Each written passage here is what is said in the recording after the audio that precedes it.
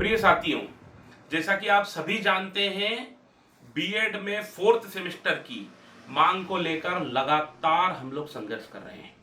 और यह मांग इस प्रकार से है कि मध्य प्रदेश में बीएड करने वाले विद्यार्थियों के लिए चौथा अटेम्प्ट नहीं है, क्योंकि यदि विद्यार्थी फेल होते हैं तो उनको 3 साल और थर्ड अटेम्प्ट का अवसर ही मिल पाता है। वो चाहे फर्स्ट सेम में हो, सेकंड में हो, थर्ड में हो या फोर्थ में हो। इन तीनों चारों परिस्थितियों में विद्यार्थी को सिर्फ 3 अटेम्प्ट तक का सहारा मिलता है। एक और बीएड में 2 साल के कोर्स में 3 वर्षों का प्रावधान है, जबकि दूसरे कोर्सों में चाहे वो हम एमबीए की बात करें या अन्य कोई भी कोर्स है जो 2 साल के हैं, चाहे वो एमए हो, इन सभी कोर्सों में 4 साल का प्रावधान शासन के द्वारा दिया गया है।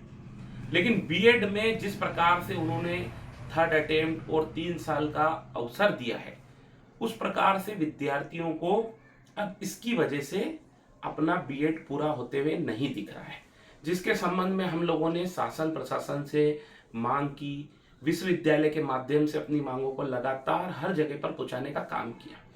लेकिन जब हम लोग ये मांगे पहुंचाने का काम कर रहे थे, उस समय हमें यह बात निकलकर सामने आती है कि शासन भी अपने स्तर पर डायरेक्ट इसमें कोई निर्णय नहीं ले सकता। तो फिर हम लोगों ने एनसीटी के पास इस लेटर को पहुंचाया। हम लोगों ने डीएवी से भी एनसीटी को बीएड में चौथा अटेम्प्ट करने की मांग को लेकर बात पहुंचाने का काम किया। लेकिन अब इसके ऊपर जब निर्णय नहीं आया है, तो हम लोगों के लगातार बीजेपी के कुछ सांसद विधायकों से भी संपर्क हो रहे हैं। उन्होंने भी हमसे आश्वासन हमें दिया है, बच्चों को आश्वासन दिया है कि वे सरकार से मांग करेंगे और मांग कर कर आपका 4th अटेम्प्ट करवाने की बात करेंगे। लेकिन उसमें भी कोई सुधार नहीं दिख रहा, उसमें भी कोई कार्रवाई नहीं दिख रही, क्योंकि हम लोगों ने कुछ ऐसे नेता हैं जिनकी मैं तारीफ भी करूंगा, उन्होंने बच्चों के लिए जो है पहल की, सराहनीय पहल की, और लेकिन उसमें कोई कार्रवाई होते हुए नहीं दिखी। तब मैं आप सभी के समक्ष आज प्रस्तुत हुआ हूं और मैं बताना चाहता हूं कि सारे विद्यार्थियों से मैं अनुरोध कर रहा हूं, इसमें एक बड़े आंदोलन की आवश्यकता है। हम लोग सबसे पहले देवी अहिल्या विश्वविद्यालय के समक्ष अपनी मांग, अपना प्रतिरोध ज़्यादा तादाद में आकर दर्ज कराएं।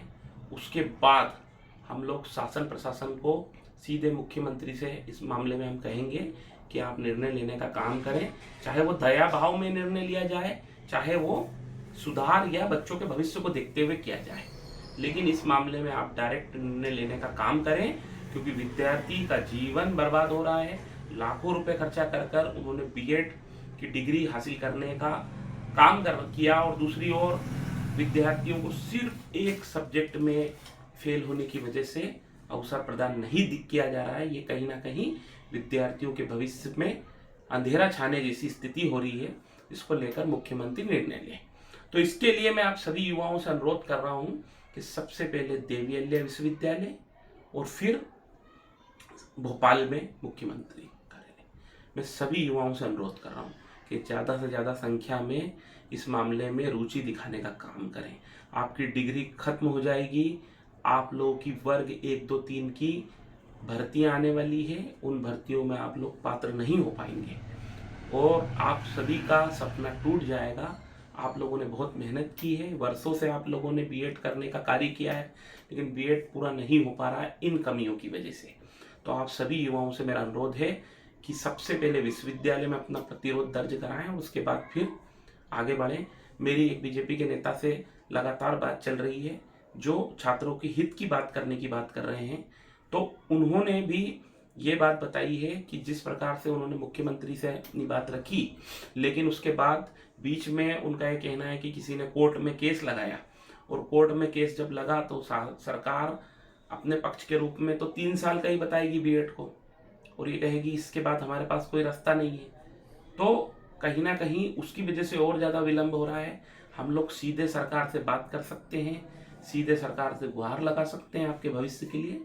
और दूसरी ओर यदि कोर्ट में जाने की वजह से विलंब अगर ये मामला हो रहा है, तो हम लोग बीच का रास्ता निकालकर शासन प्रशासन से मांग करें।